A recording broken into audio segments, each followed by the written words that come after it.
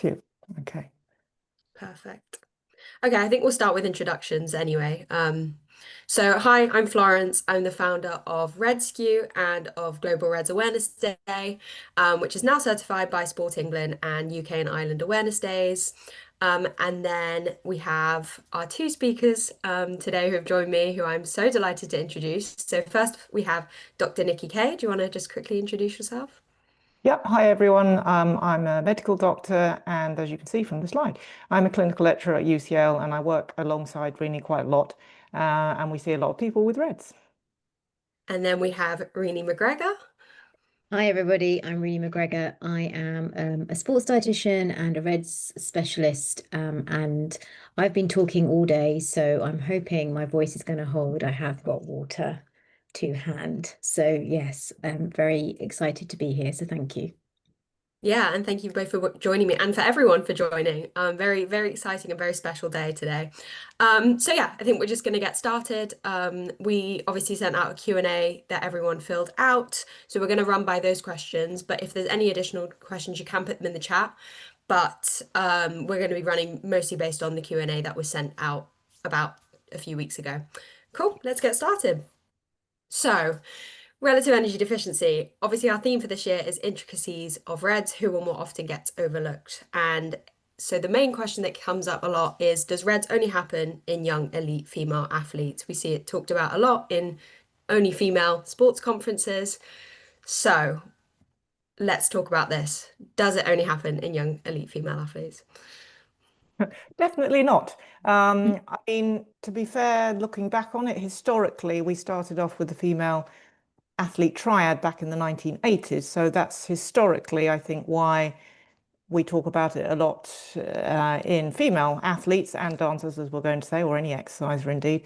But, we've realized that actually not only was this not, it wasn't a situation just restricted to bone health and menstrual health, but of course the other half of the population, the men as well, because that the fundamental physiology is the same. So I think we've hopefully established that it goes way beyond a female, and I'm saying athletes and sports, but as we said here on the slide, and I hope Rini will back me up on this, because certainly we see a lot of, well, we'll dive into who might not necessarily fit the mold of who you think has REDS, but definitely it's all age groups, isn't it, Rini? Male, female, sport and dance, all levels, all ages, isn't it? 100%. And I think also we can't forget the fitness enthusiasts as well. Like it's not just sport related. I think the reason why we appear to think it only happens in elite female athletes is because so many of them have come forward, which is fantastic and obviously has helped raise awareness. But it is really important that we keep talking about the many ways and presentations that it does occur and actually helping people to realize that, it can happen to anyone. And I think, Nikki, you and I have both been saying that really, although REDS is relative energy deficiency in sport, really it should just be relative energy deficiency, full Which stop. is which is why I put the slide throughout this intentionally. I'm glad to see they made the S the small case, but nevertheless, we have intentionally, well, I have made the executive decision that we're talking about relative energy deficiency in anybody. But I suppose the question is, moving on from this, is why is this the case? Why are we seeing increasing numbers of this? And I think there are various reasons, because although we certainly won't all be Olympic athletes, we all want to, we all want to achieve something, and there are exercises starting at earlier ages, and we're seeing increasing numbers in the masters athletes age group. So, and this is really good, and this should, we want people to, see what they can achieve.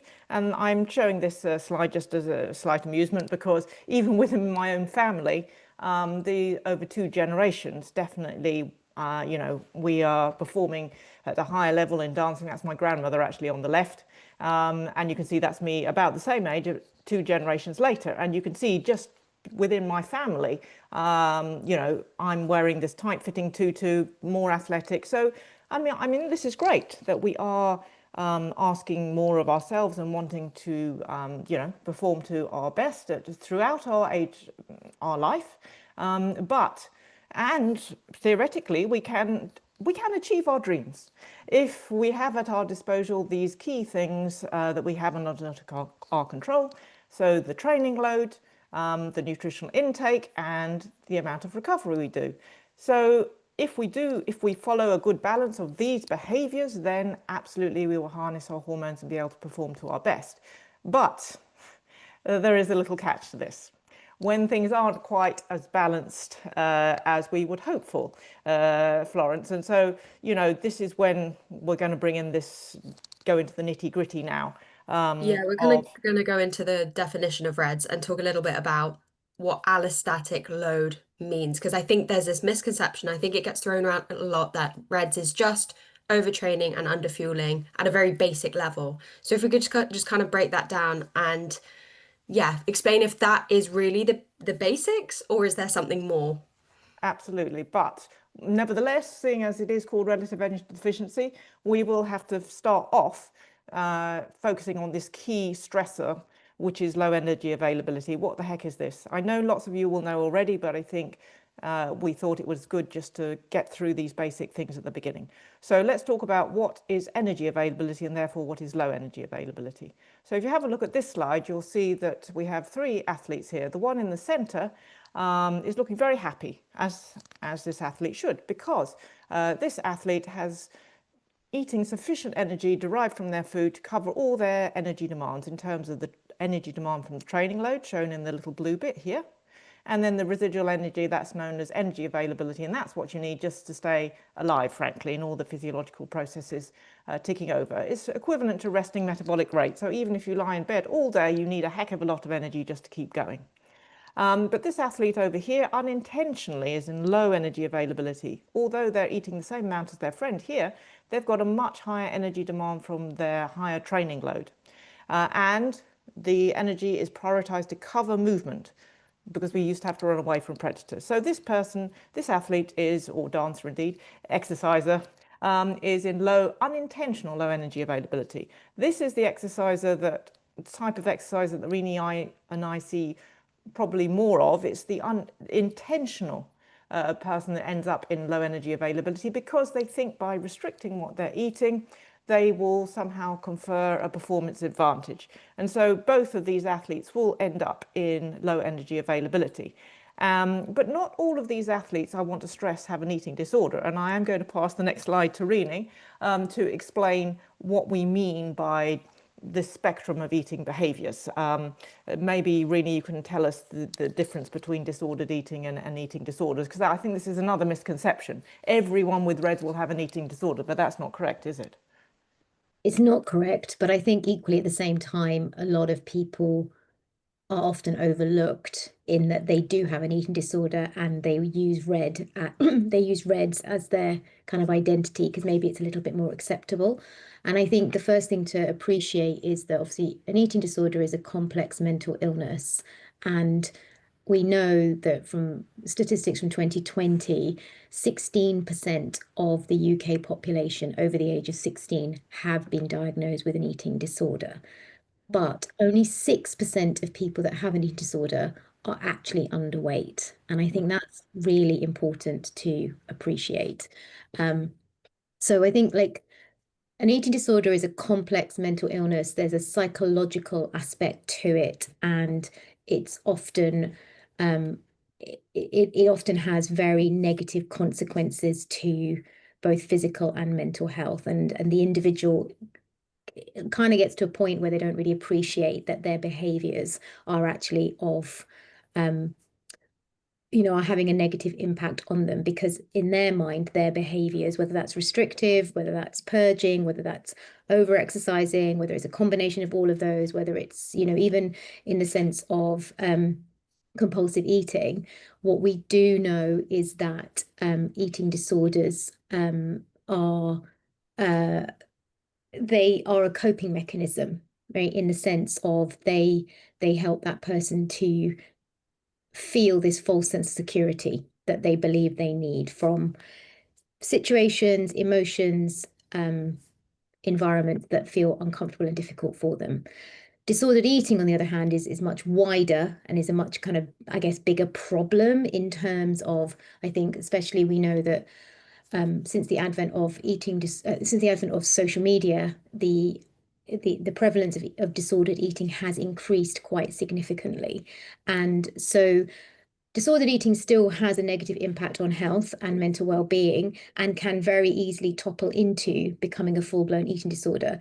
But to kind of differentiate the two, disordered eating tends to be much more related to Oops, sorry.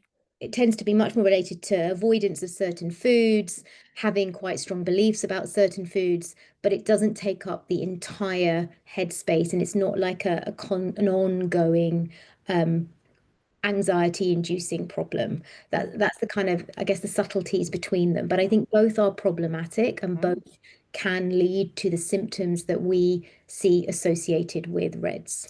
And we often talk a lot about how orthorexia is kind of I guess, the main one that is seen with RED-S because of like clean eating. Do you see that often in clinic, or is it just a range of, I guess, disordered eating patterns that you see across RED-S? Like, how would someone know if they were in like an eating disorder or RED-S in a way?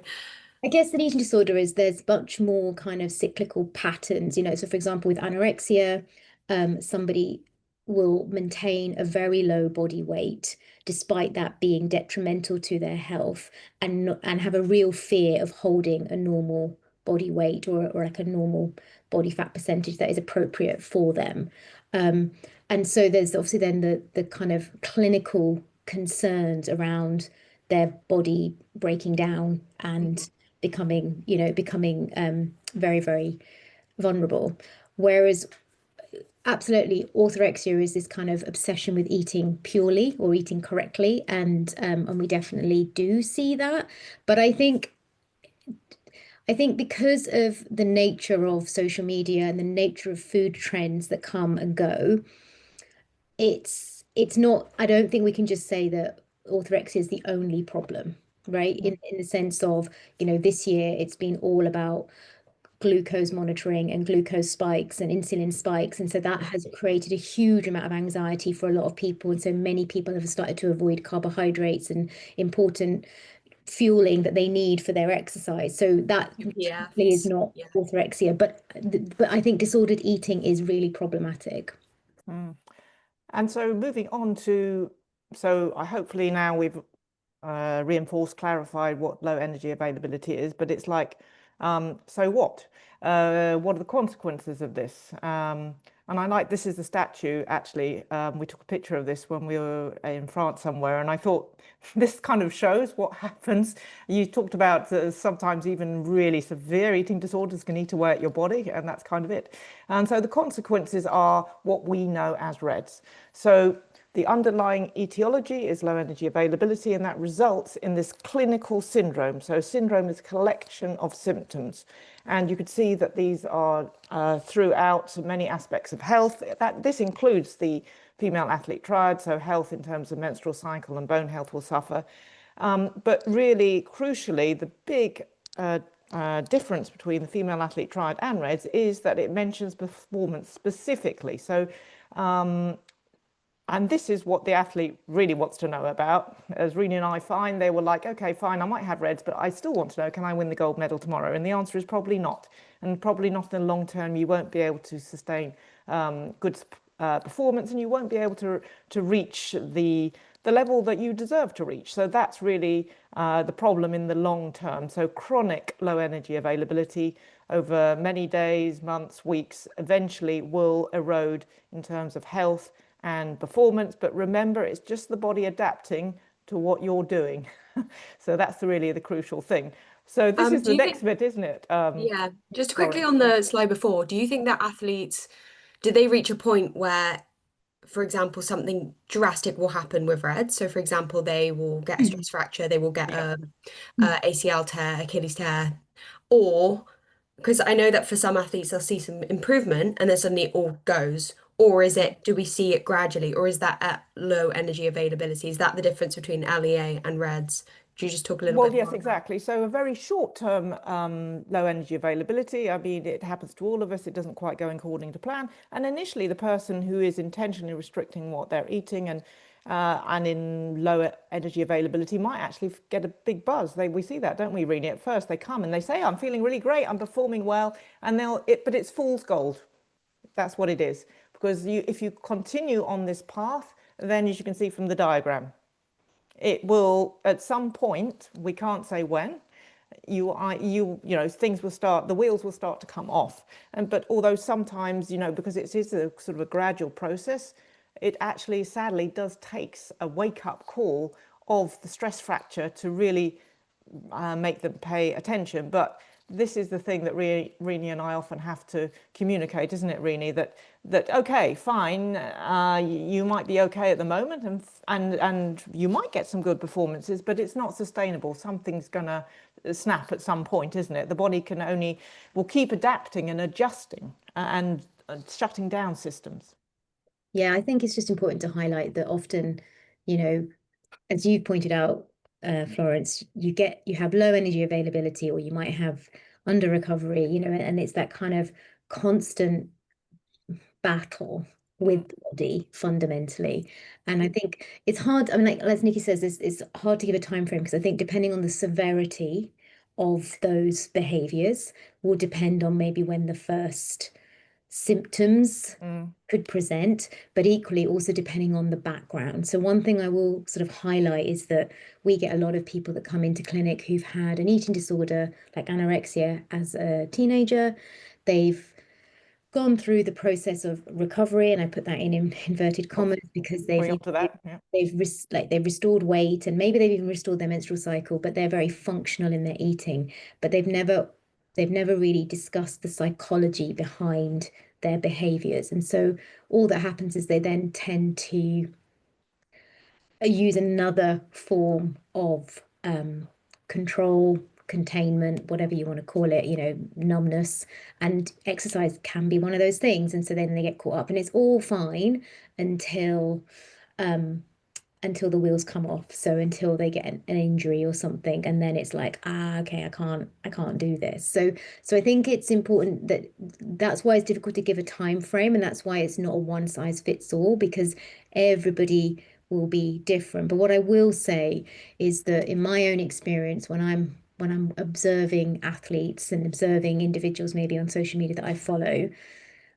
I'm kind of sitting there waiting. I can see the behaviors, I can see what's going to happen, and to date I've not been proven wrong, because unfortunately no one will get away with it. It will always transpire and end up being some form of problem. And like Nick said, it could be a stress fracture, it could be a severe autoimmune condition, like something like, Epstein-Barr. Could be later on, a delayed thing. But also the other really sad thing, do you remember we started off saying that why is RED-S on the increase? Because we want to push ourselves. But the sad thing is we will never reach our full potential. So even whenever this dramatic thing or something, the wheels will start coming off. But fundamentally, it just makes me really sad that imagine what this person could have achieved, if they've been sort of balancing everything and being aware of their body. So I think that's the other thing, you're selling yourself short and running the risk of having something happen, whether it's immediate or in the future. We can't always say that.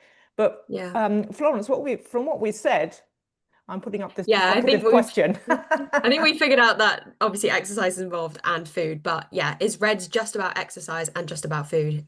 Well, we're going to say no, obviously.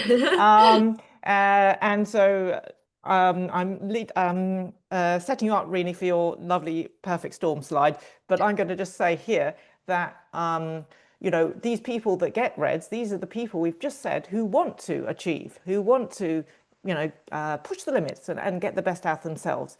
And so they often will have these personality traits. You can read the list there: perfectionism, drive, etc., etc. By the way, that's all of you guys listening to this webinar right now on a Friday evening. You all have these characteristics, otherwise you wouldn't have turned up and you wouldn't be interested to learn more. And these fantastic characteristics, if you read them, it's like, wow, that's really great. Resilience, yeah, I want all that. And if you manage them in a flexible way, as you can see here, yes, you will, that first picture I showed you, the good balance of your behaviors, harness your hormones, you will reach optimal health and performance. That's great, success, hurrah. But if you use these in a very rigid way, these characteristics, like we said, obsessed about healthy eating, which is actually unhealthy, but anyway, eating behaviors, training behaviors, all these sorts of things, then you could well end up in, low energy availability and therefore REDs. And so, certainly there's a psychological aspect to this. And Renee, I've set you up beautifully. So it's definitely not just about food, is it? No, and I think, like as you said, we're working with individuals that have certain personality traits. Now, I'm not saying these personality traits are problematic, but I think it's just important to highlight. Obviously, things like perfectionism, being a high achiever, being determined, these are helpful, though I would question whether perfection is ever helpful. That's a question I would put out there. Because I actually think perfectionism is a way of avoiding vulnerability. So we go back to the traits we learn in order to not experience other things where we don't want to, we're unwilling to feel. So, and I really should have added here, I think another point, another one that I'm definitely seeing more and more is highly sensitive. And again, that's not a negative, like being a highly sensitive person, I am incredibly highly sensitive, means that it's not about being sensitive, it's about the fact that you tend to experience feelings very intensely. And of course, this in itself can be a driving force to want to stop feeling because it's uncomfortable. Feelings and emotions have a physical sensation attached to them as well. And so if we're not conscious of that, we can try and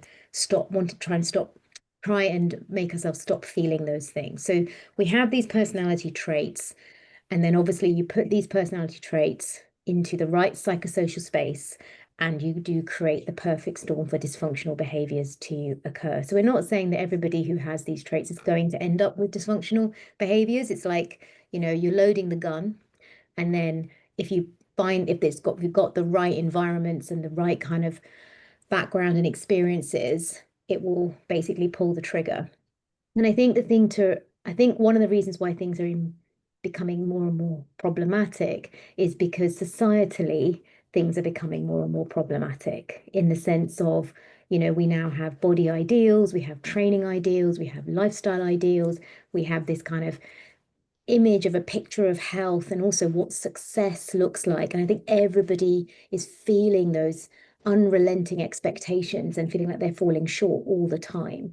So you've got this on the one side, and then on the other side, we think about sport particularly, they are competitive environments. We can't kind of avoid that. Depending on the level at which you're at, there are often common themes and language that can be used that can be tricky. And again, if you are that highly sensitive person, or even somebody who's quite self-critical, the language that you absorb and how you interpret that can definitely have an impact on how you then perceive and receive yourself.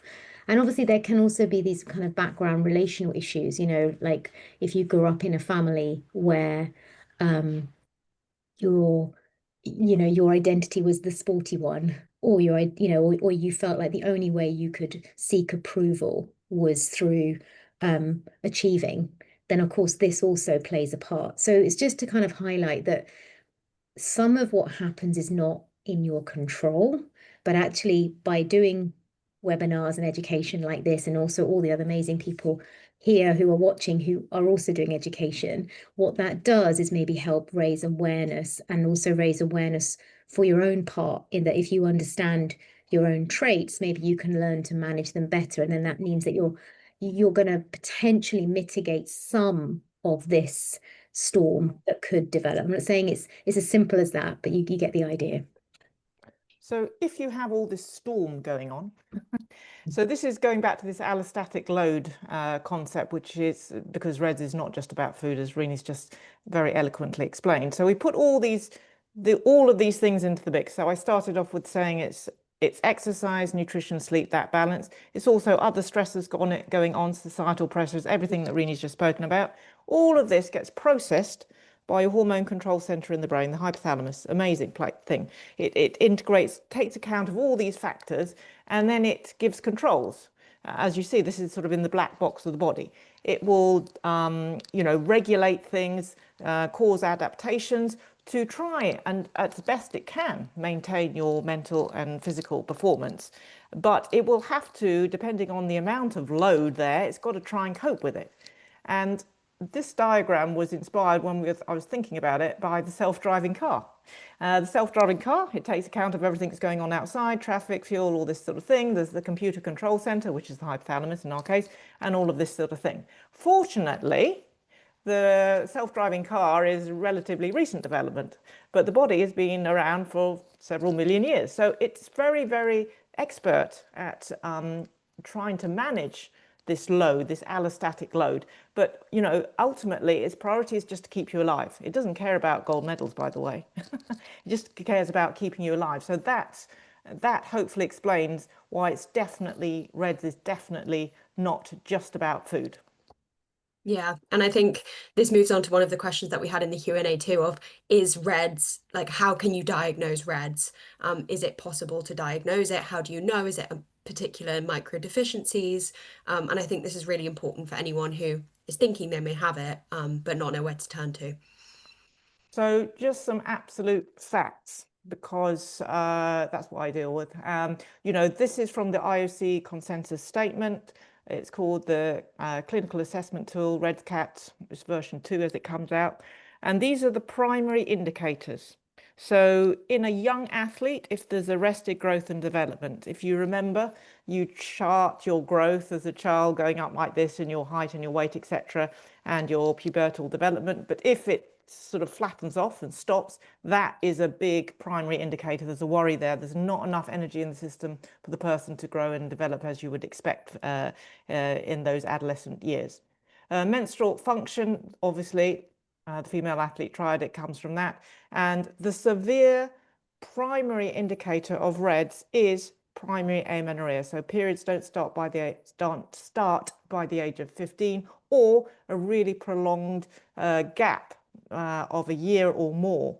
Secondary amenorrhea, so your periods might have started okay before 15, but then they stop for more than a year. That's a severe primary indicator, so that's pretty sort of clear cut. Of course, men as well, as we've mentioned, although that's more based on testosterone, which we mentioned yesterday. Another primary indicator, bone stress injuries at high-risk sites, and this is the femoral neck, and this is the sacrum, for example. And as Renee's mentioned, eating disorders, that's definitely one of these primary indicators, because that's actually, you know, a clinical diagnosis. So these are the things to sort of check as primary ones. Secondary ones, as you can see there from this clinical assessment tool, are oligomenorrhea. That means irregular cycles. So you might be getting some periods, but they're very, very spaced out. So there's just about enough energy to do a little bit. Low risk bone stress injuries, so bone stress injuries at other sites other than what I've mentioned, and also clinically diagnosed mental health issues. So those are the sort of hard things to, and these things I've put into this thing called the Personal Energy Availability Questionnaire, and see if you can reach your peak performance. And it will take you through a series of questions, which now I've given you a preview of what some of those questions might be, to see if you've got any of those primary indicators. And so you don't need any medical thing or anything. This is free and online and available, etc. And this is a sample of the sort of downloadable report. It's not a diagnostic tool, I want to really stress that, but it gives you a feel, like you said, Florence, how can I know? But if you go through this questionnaire and you see this person actually scored pretty negatively, and pretty negatively in terms of physical health, in terms of physiological health, so maybe if they're a woman, their menstrual cycles are stopped, and certainly psychological habits, like Renee was describing, you know, really being restrictive and concerned about what they're eating. So how do you know? I mean, actually, you can get an idea, put yourself, you know, go do this questionnaire, see what you think. But now we're getting on to the real nitty-gritty. Yeah, this is the part I think everyone was here for, all the parts and the strange and weird elements of REDs that you don't quite think about, or is kind of not mentioned sometimes. Yeah, some of the funny parts of REDs that we're going to talk about that is often under discussed. So Yeah. what are other indicators? Let's see. I mean, we wanted to mention all the fundamentals, so everyone was absolutely clear and on the same page, and we're all clear. But Renee, I've got another slide after this, by the way, but I wanted to you to show this slide, because we see this so often, don't we, Rini? It's not the person, it's not the classic, you know, very slim female athlete, is it? It's not that, is it? No, I think one of the most common misconceptions is people think that if they're eating enough, then they won't, you know, then that's why their weight is stable. Whereas if they weren't eating enough, they'd lose weight. And of course, that falls into that very, very prehistoric thinking of, you know, energy in versus energy out. And actually, we're finding more and more through up-to-date metabolic studies that actually weight loss is much more confusing and complicated, and it's not really as simple as just energy in versus energy out. And so I think the biggest thing is that you can't see REDs. You could be completely normal in weight. You could even be in a higher body weight and still have REDs. And I think that's really important. One thing I would say where I think is important to really, really highlight is when you've actually had somebody who has maybe been in the overweight, maybe even obese category, and has rapidly lost weight. So, you know, has maybe lost 10, 15 kilos in a very short period of time. Often, because their body weight and their BMI might still be in that slightly higher category, they often get overlooked, particularly by some medics, because they don't look like they should have a problem. And these are the individuals that we see quite a lot where actually their menstrual cycle has become problematic, and they're like, well, I don't understand why, but it's usually the very rapid weight loss, and obviously sometimes the behaviors that have gone around that weight loss.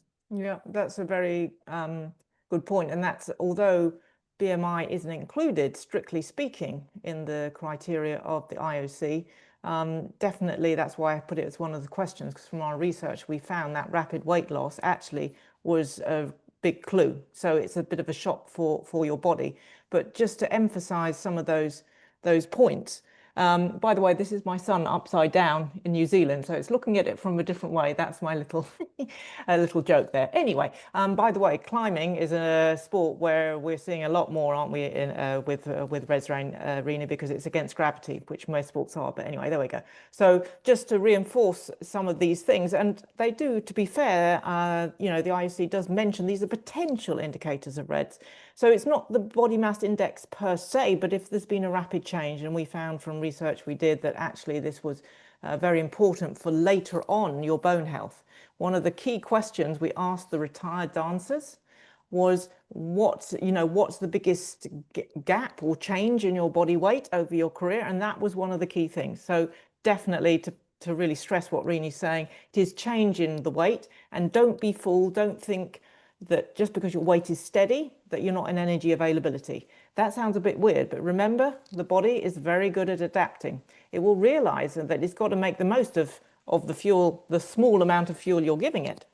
Imagine driving a car, your petrol tank shows up low. What do? You drive more slowly till you get to the next petrol station. So remember the self-driving car analogy? You know, the body does the same thing. It will just save on energy. Other things, behavior, mood, the person is so focused on how they want to eat exactly correctly, or they need to train all the time. So exercise dependence, Reni's mentioned that one. Poor sleep, we've seen a lot of that, haven't we, Reni? I think it was you that gave the story about someone, we saw an athlete who was waking up dreaming of a pizza. I think your body's trying to tell you something. Go and search for something. Low blood pressure and heart rate. We have developed a screening at all international climbing competitions now, and to see if the athlete is safe to climb. You can see, by the way, from my son's picture, if you're not safe to climb, you're trying to do an upside down move, that's not going to end up well. So, you know, it's a risk of injury. And so actually we do take blood pressure and heart rate at the competition, at the events, and some of these other markers we've discussed, to see if the athlete is safe to compete on that day. And I wish lots of other sports would take that up, by the way. Other things, soft tissue injuries. I know, Florence, you mentioned already soft tissue injuries can occur a lot. Interesting one, urinary incontinence in females. That's the new one from the 2023 ICU consensus statement. Subclinical ovulatory disturbance. So you might be having a period, but you're not having ovulation. I'm just going to quickly explain what I mean by that, Reni, because I want you to come back to the gastrointestinal, if I may. So I'm just going to say quickly about this subclinical ovulatory disturbance. So remember these three important behaviors under your control: nutrition, timing and amount, exercise, sleep. So if you get the good balance of all these things, plus all the other external factors we've discussed, yes, you will have a regular menstrual cycle and full fluctuation of hormones. If you, frankly, it's out of whack and there's too much of an allostatic load, then you get FHA, functional hypothalamic amenorrhea. The body adapts, saves energy by switching off the periods entirely. However, there is this new category, or new recognized category, should I say, of subclinical ovulatory disturbance. So the athlete, and we just completed a study of dancers in training over a year, and although quite a lot of them were saying, yes, yeah, we're having a period, when we looked under the surface, the nitty-gritty of what was happening, actually they weren't ovulating and or they weren't producing a decent amount of progesterone. So again, it goes back to that slide you showed us earlier, Renee, about don't judge the book by its cover. So just because the athlete says, oh, I'm having menstrual cycles, you know, actually there might be more going on to it than meets the eye. But Renee, going back to the gastrointestinal issues, because this is a really interesting one, maybe you can explain a bit more, because we see a lot of this, don't we? Yeah, so I think, I mean, generally speaking, what happens is that the individual will present with what they think are symptoms very similar to irritable bowel syndrome, so IBS. So they're kind of like bloating and increased flatulence and just general discomfort. And really what's going on, well, there's two things here. There's some important stuff to kind of bring into this. One is that because again, there's not enough energy in the body, the body slows down digestion. So food is moving through the gut a lot slower, hence why you get these symptoms. The other thing to highlight is that often people who are in RED-S will be eating a diet very high in what we call fructooligosaccharides. So that's obviously fruits and vegetables. And again, we know these can actually be, they can be quite, you know, they can create, they can create intolerance in the gut. So they do kind of create that sort of discomfort as well. The other part that we have to also discuss is that as someone becomes more and more depleted, so if they're, especially if they're kind of doing a lot of trainings, they've got the exercise dependency bit, they're not, you know, they're kind of suboptimal with their nutrition. What will happen is over time, all the organs in the body will start to lose lose the kind of protective lining around them. And then also the gut has this kind of, the stomach has this kind of stomach lining, and that becomes very, very thin. So what often we notice, particularly in runners, is that they will start to develop GI distress during every run where they've never had that before because the gut permeability has increased so much. So there is quite a lot of gut issues. And again, just to give you some context, we know that in disordered eating, generally speaking, 95% of individuals will have some sort of functional gut impairment. So it's a very common symptom that people, again, I think get misdiagnosed with IBS. Or they misinterpret it then, don't they, Rini? Yeah. Because they say, oh, I'm eating loads and loads and I feel really full. But it's all this voluminous, fibrous stuff, which is very low energy density. And as you say, then this leads to further problems, the leaky gut syndrome. So I know that runners can get problems when they run, but as you say, it's consistently all the time. But they misinterpret that, or health professionals misdiagnose that as well, but often misinterpret it, thinking that they need to be, it's something specific they've eaten. And I know that you and I don't dislike those food intolerance tests and everything. I think we're going to mention that later on. But yeah, fascinating. There are many, many systems involved for sure. Yeah, and I think there's a lot of talk in running as well of, yeah, train the gut. But is once your gut permeability is kind of, I guess, been damaged, been compromised, can it recover, or will it always stay that same? It can definitely recover, but it will take time. Like I think the gut's one of the slowest organs to recover. Agreed. But the other thing to say is that you know, we again, because we don't often see this underweight presentation that a lot of health professionals might expect, So when someone does go in and says, I'm a runner, I've got these I've got these conditions, and it's like they will automatically just go, well, you don't look on, not that they'll be saying that, but they don't look Yeah. well. So it must be IBS, rather than even investigating or asking about periods or any of those things. One final point I would just want to say quickly, because it's not on any IOC, but it's definitely something that I think we have to discuss, is the fact that, again, when someone becomes very lean, even if they have a high weight, because obviously remember, muscle mass weighs a lot more than body fat, and women do need a certain amount of body fat to be fertile. And I think, again, this often gets lost, because especially in an athlete world, there is this kind of fixation with being lean and having a lower body fat percentage. But actually, I think we have to understand that that's not always healthy, even for elite athletes. That's not a great place for them to be.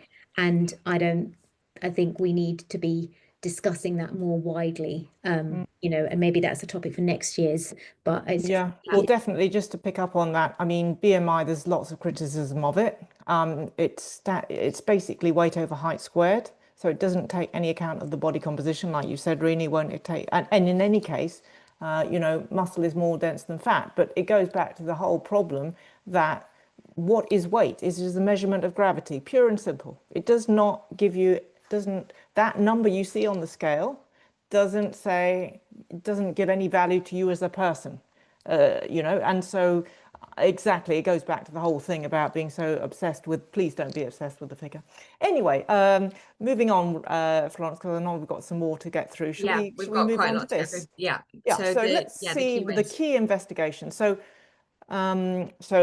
the clinical signs, symptoms, so those are important. We've discussed those. But when we come nitty-gritty is, yes, we do have to do some blood tests, because RED-S is a diagnosis of exclusion. Remember that RED-S is an adaptation, a functional adaptation, therefore reversible, which is a good thing, to what you're doing. It's not a single medical condition, right? So we have to do blood tests for two purposes. Number one, let's make sure we haven't missed something medical going on. That this person, as I've said here, might have a straight up endocrine hormone condition, metabolic issue, autoimmune. So we have to make sure we're not missing these. But also these blood tests also serve, as you can see here, I've highlighted the things that are primary indicators and secondary indicators. So you have to do the reproductive axis. And by the way, for men, it's not just testosterone alone. You have to see if the testosterone comes out in the low range. Absolutely, it's a primary indicator. But we have to make sure that we're not missing, that there's a medical reason for this. This is why prolactin is a hormone that's often missed off, because sometimes if this is too high, this will give the appearance of it makes everything downregulate and might give the appearance of, oh, this could be RED-S. But Rini and I don't know if you remember, we did pick up an athlete with this who actually, this history sounded plausible that this could be RED-S, a lot, not, slightly underfueling with carbs, a lot of training, periods have stopped, and but the prolactin, guess what, did reveal a medical condition. So we have to do the reproductive axis without a doubt.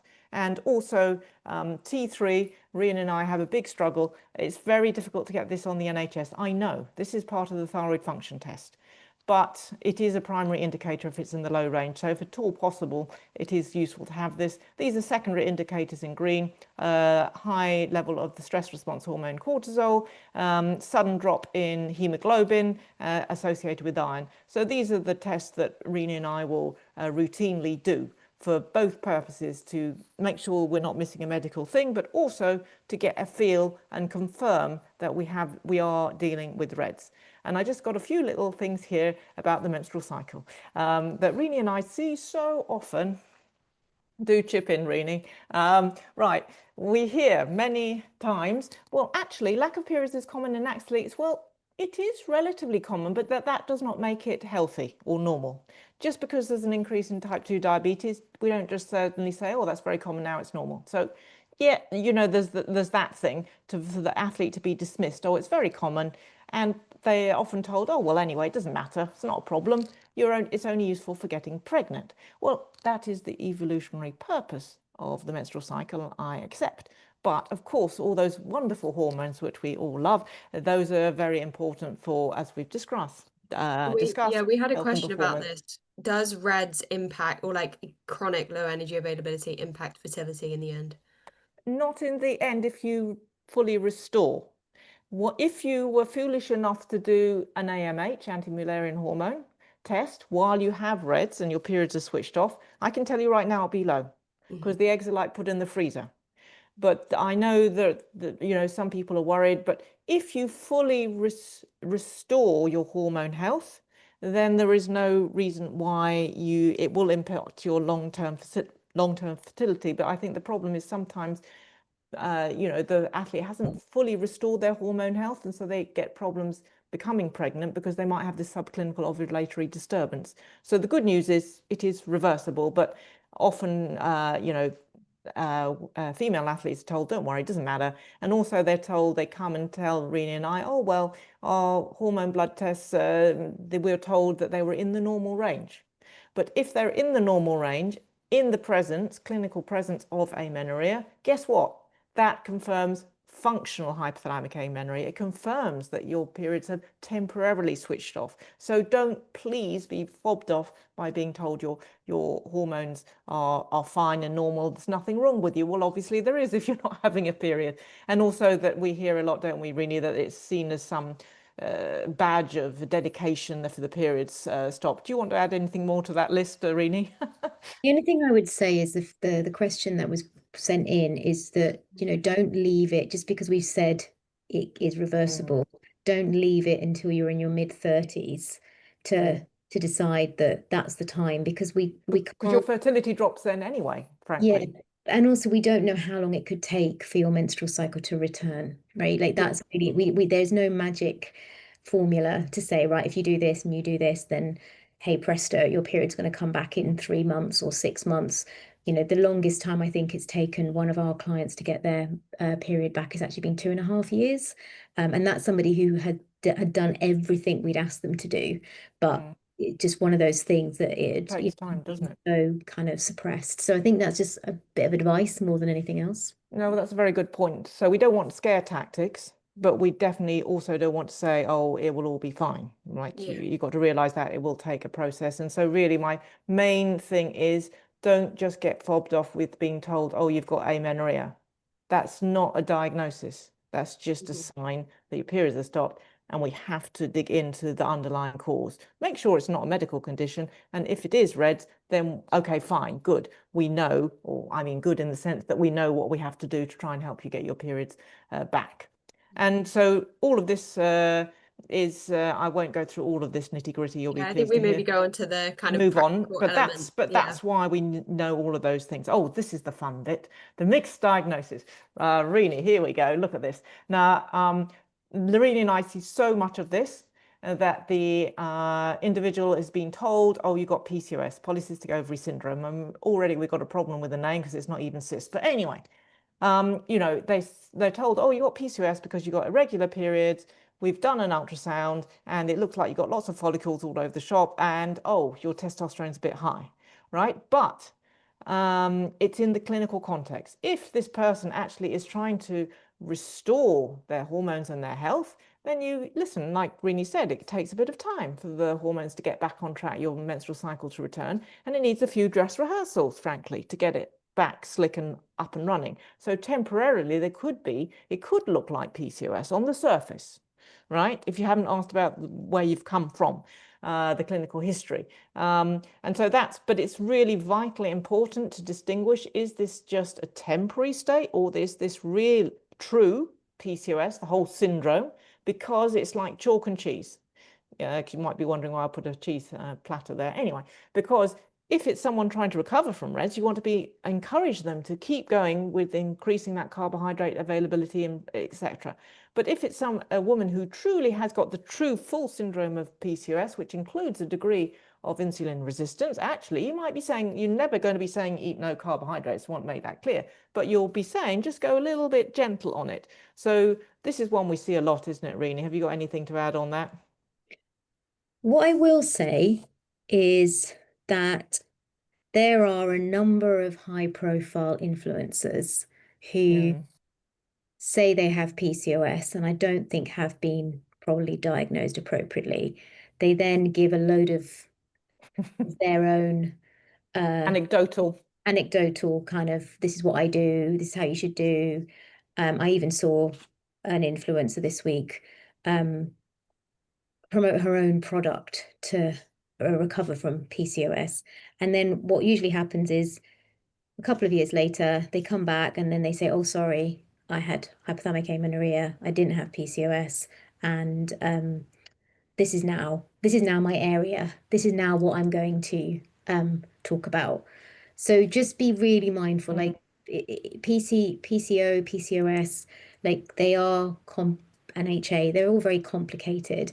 And as Nicky said, they're often misdiagnosed by medics. And so it's really important that you do go to people who you trust and who do know how to read blood tests and ultrasounds appropriately, and also that you are diagnosed by the correct criteria, not just based on one aspect. Yeah.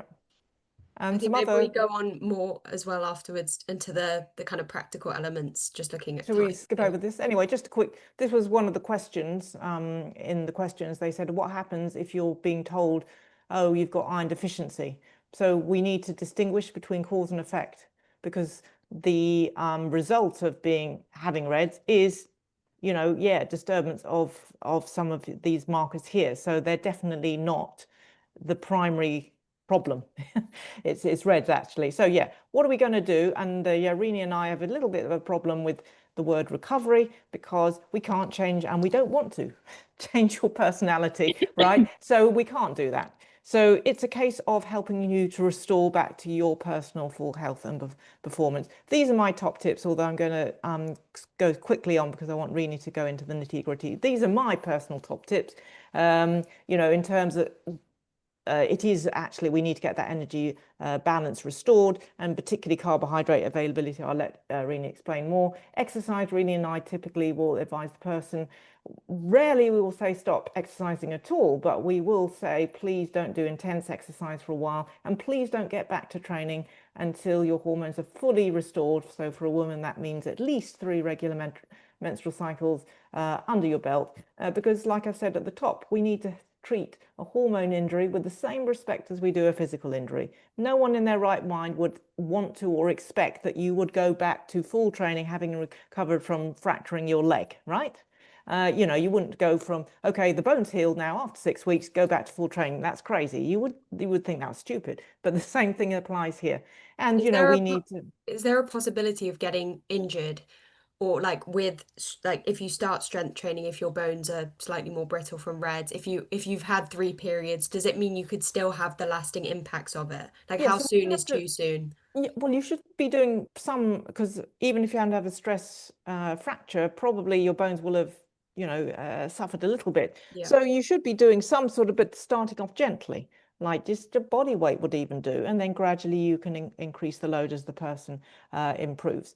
And also guiding them and recognizing and accepting this is going to be a real massive behavioral challenge to ask you to make these things. So Renee, I thought you could, you mentioned already about carbohydrate availability, although we've been talking about low energy availability. Listen, let's just cut to the chase, shall we? It's carbohydrate availability, which is the really key thing.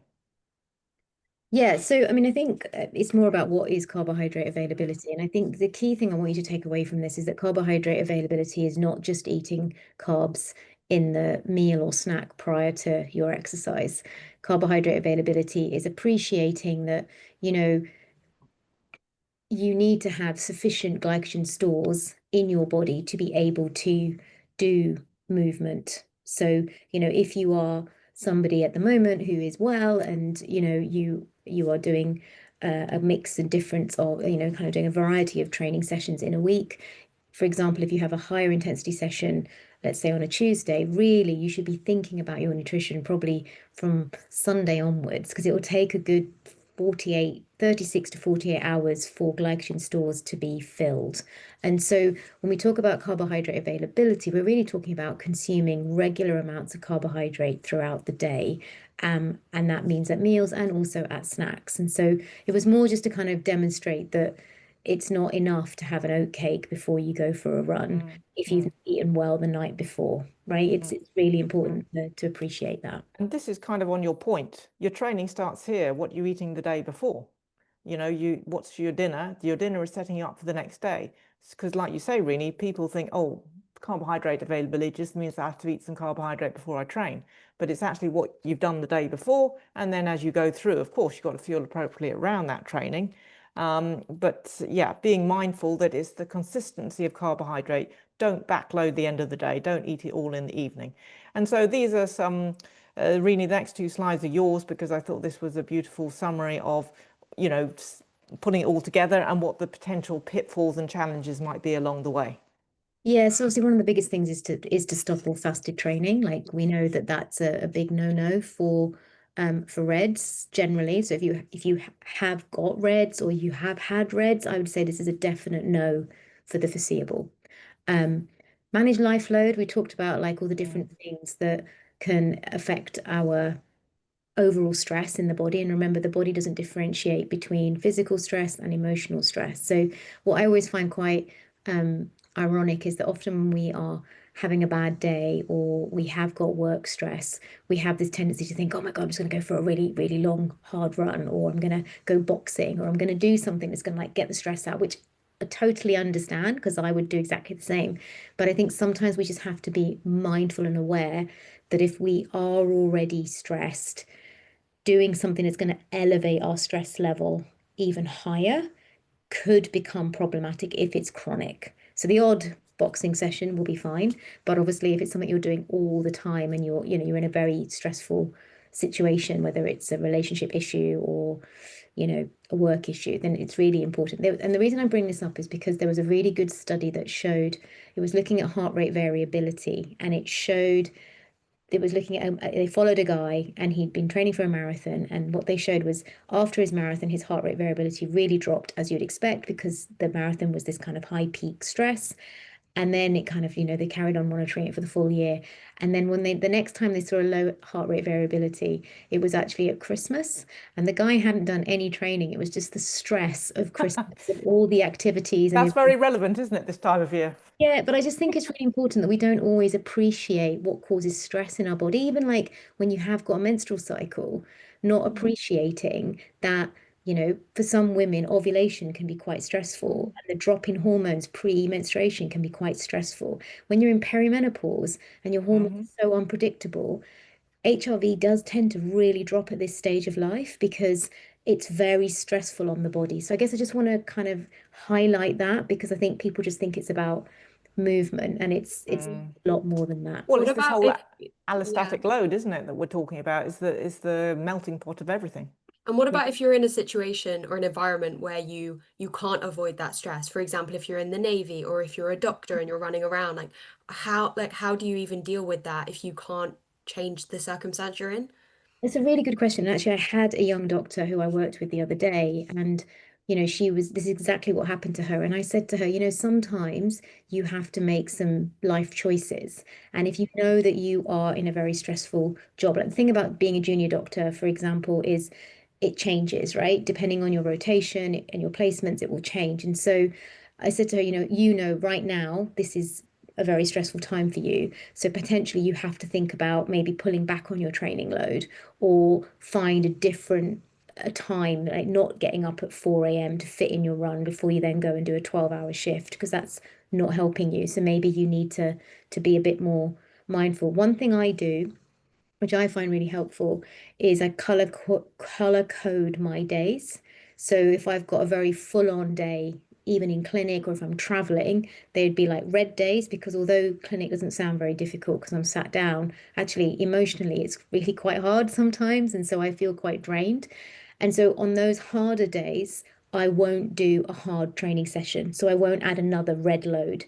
I might do some yoga, or I might just go for a longer walk, or I might just do something a little bit more, so I'll add a green training to a red a red work day. So some people might find that useful to color coordinate your days and then move your training around that. And so Yeah, I think that's great for like coaches too, or like if yeah, you're at school and kids are stressed, like that's a great way to like monitor that too, I think. Yeah, definitely. And also just gives you this real pictorial like image of, oh my God, I've got just red days today. And even that is good for you then to think, all right, something's got to give, and maybe you change you change, like for me, if I have 3 or 4 red days, I'm like, okay, I'm not going to go and travel on that day because that's just ridiculous. And I might have to rearrange something because it's just, I don't want to get sick. For me, it'll be, I'll just get sick and I don't want to get sick. So, it's kind of understanding that.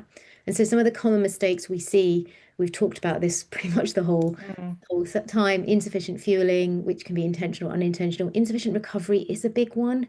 And I do think we need to highlight that. Like there was a statistic that came out of England Athletics, I think probably now about 10 years ago, but it was when Nikki and I started working together anyway. So, and it was basically that I think it's only 54% of junior athletes make it to senior athlete level because of overtraining and over competing.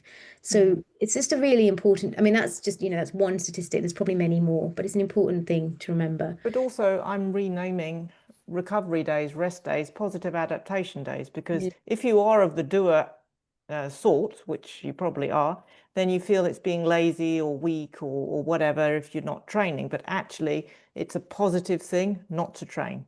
And managing your workload, I think definitely we've mentioned that.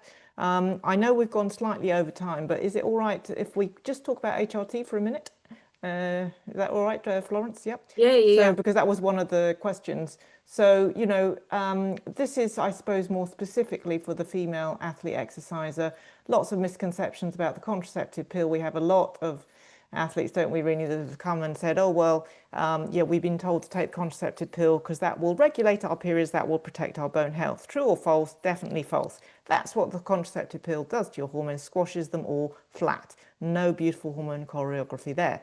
Therefore, and we're really worried that this could actually make a bad situation even worse because bones love estrogen. And if you've got low estrogen because you've got RED-S, this applies to men as well, by the way, because they have to convert some of their testosterone to estrogen. But if you're a female athlete, your periods have stopped, you've got FHA. Now we're going to stop even, give them no chance of even trying to recover by giving you the pill. You can see this is not going to be good for bone health. Therefore, in this situation, because we don't want bones to end up like that, looking like Edam cheese, right? That's osteoporosis. We don't want that. You can see that that's going to be really weak and snap very easily. So HRT now is the primary treatment and management for bone health in all age groups, not just menopause or women.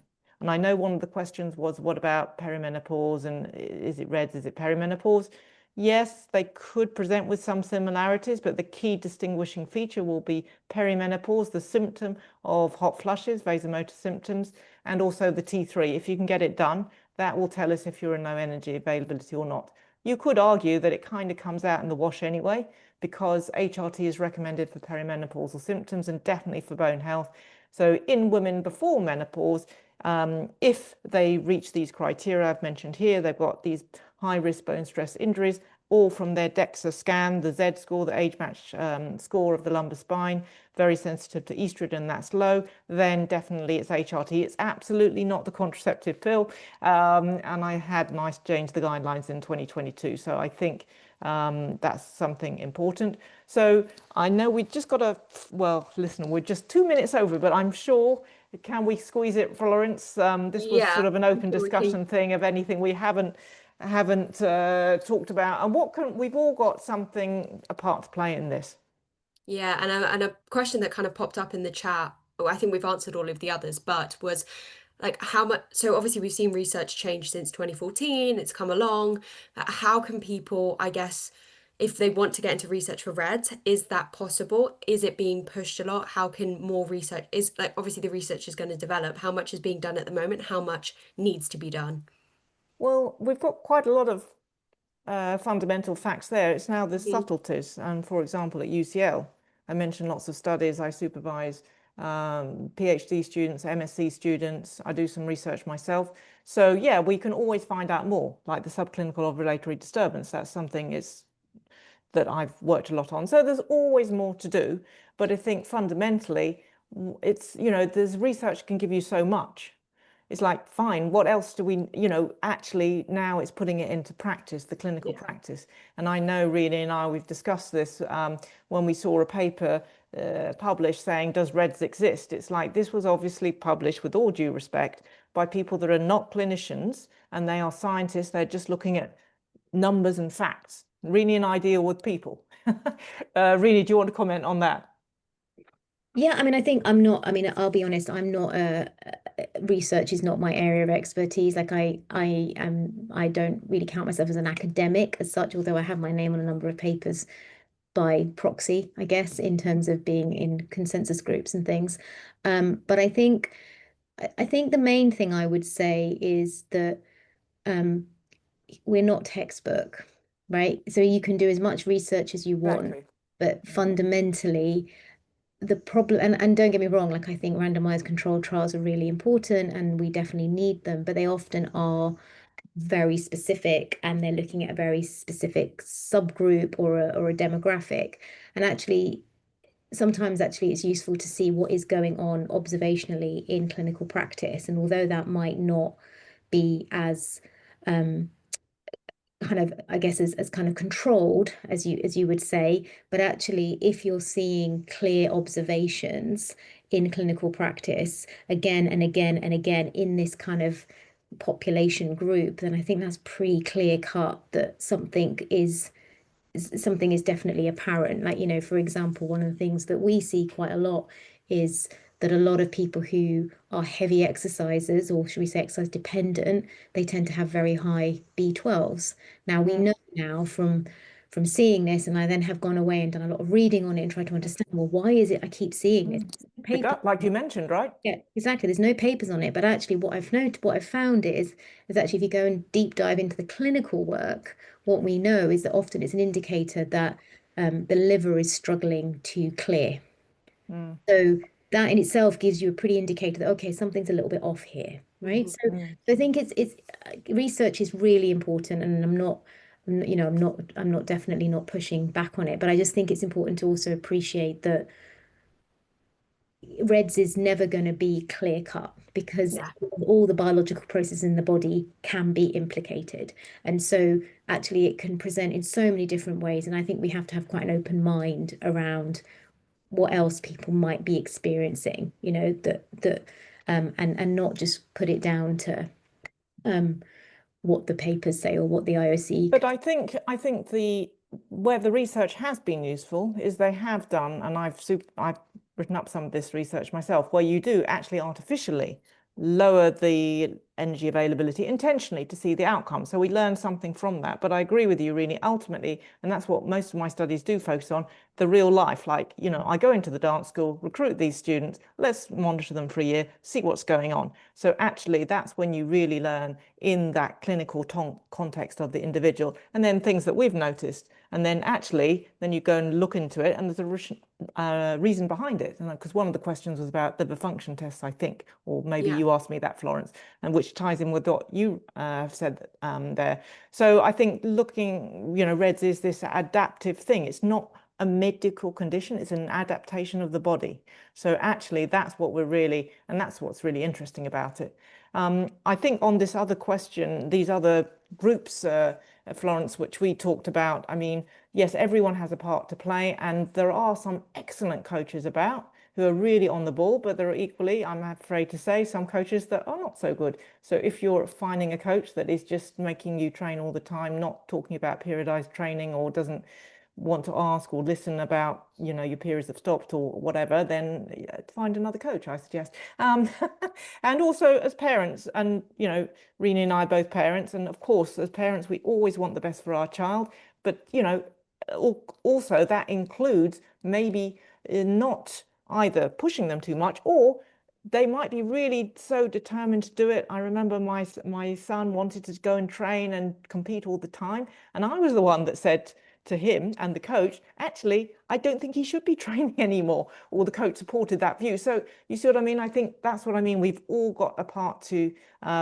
play in this process. And I just wanted to finish, this is the last slide I have, and then if we've got time for any other comments and questions, which I think everyone wants to go jump. Do you remember we started off saying, why might you get REDS? Because you want to try and achieve stuff.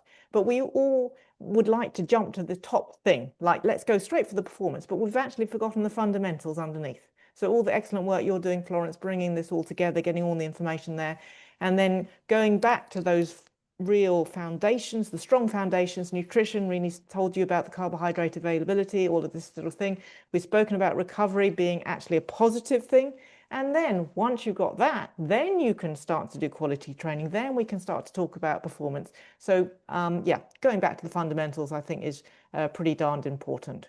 Yeah, I agree. And I think the one question I'd have, like just going back to the slides on athletes, coaches, health, obviously with REDS, we see a certain element with perfectionist tendencies too, to kind of like isolate yourself if you're training without a coach, if you're thinking that Oh, what you're yes. doing is normal.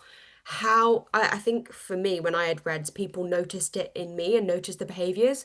How do you know if you're not surrounded with people, if you are isolating yourself, or REDS feels like you're kind of like isolated, and like how do you know what is Mm. normal versus what's not, I guess. It becomes a vicious circle as well, because once you have low energy availability, you can't make good judgment calls, and that's a really tricky one. But you do have to, at some point, this is also when your friends and your, family can maybe point out and, actually say, look, this isn't usual. This isn't normal that you can't come to Christmas dinner because you've got to go for a run or something. Really, I don't know. What's your advice on that? It's a tricky one, isn't it?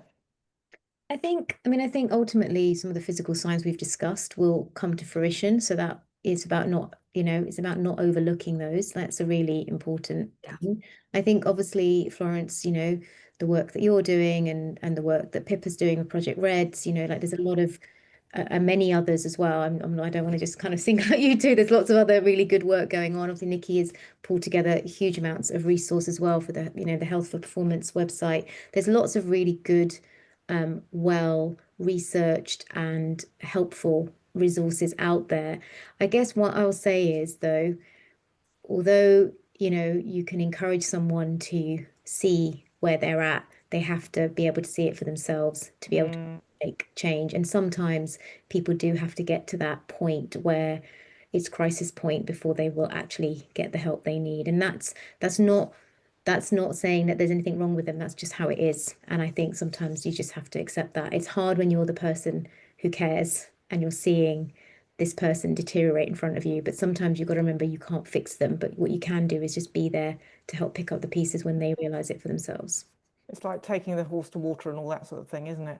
But Yeah. being there and supporting and maybe encouraging them to do that non-threatening questionnaire, the free one I said, the online free questionnaire, because then it's totally your property. But sometimes that could be the wake-up call. It's like people do this and they think, oh, I'm fine, I'm fine. But then they come out with a negative score and it might just give them that little trigger. So as Yeah. Rini says, all we can do is, try and be supportive of people. And, it is a tough one if you are a parent or if you are a friend and you see you're worried about somebody. But if you, be there for them and maybe guide them and suggest that they look at resources or do the questionnaire, that might be something that will trigger them to think a little bit more. Yeah, I think I'll leave on just one final question. Mhm. If obviously we know that sometimes REDS isn't the most accessible to, like sometimes it can be quite expensive. If you had a tiny pot of money and you had one thing that you needed to do for the first step to help you with REDS, what would it be? Well, if you haven't got any money, do the free questionnaire. Yeah. And also, by the way, you can, and I've written an article for the GPs, you can go armed with the information to your GP and try and detect a good one, and then you can get some blood tests on the NHS. Probably won't be T3, but at least it will be better than nothing. And so you have some starting points. And then Rini and I are available. Rini, have you got any advice? I think if I'm honest, Florence, it would depend on what the kind of background root issue is. If someone Mm, has more of a, if their behaviors are related to, like I said, feelings and emotions they're unwilling to feel, I would say, like even yesterday, I spoke to a young athlete and have encouraged her to use the money instead of using it on me, to actually use it on psychology because that's going to mm. benefit her so much more. And although I have a lot of skills in terms of psychology and behavior, this was much more complicated with some very severe trauma in the background that I don't have the skill set for. So I think it depends on what is presented. Good But I point. think, like Nicky said, there's, you know, we've both written books. There's lots of Yep. education online now. There's your, you know, there's your Instagram account. There's my Instagram account. There's Nicky's. There's a lot of really good like a lot of really good. And I know I get messages from people daily saying that, you know, my book has helped them to improve and get out of REDs. The work they're seeing online is helping them. So I think we are already doing a lot of really good work to make it more accessible. There's lots of really good podcasts that we've all been on as well. So I think like webinars like this are just money, yes, I understand we always want to get it right, but I would say that it, you know, like spend the money wisely, that if you've got a stress fracture, spend the money on getting an MRI. You know, like Good point. so it sort of depends on what the presentation is. Yeah.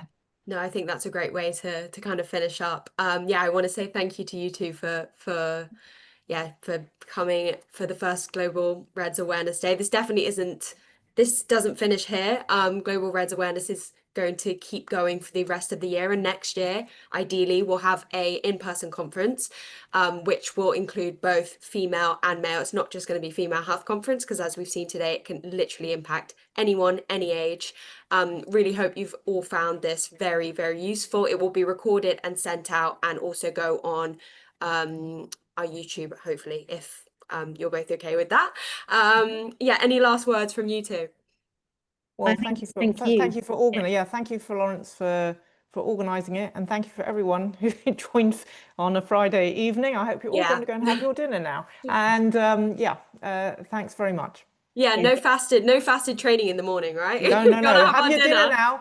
Do your have some good dinner now, and then Yeah. make sure you have your breakfast tomorrow. That's what I'll be doing before I go to my ballet class. No low carb availability here. Yeah, thank you so much, everyone.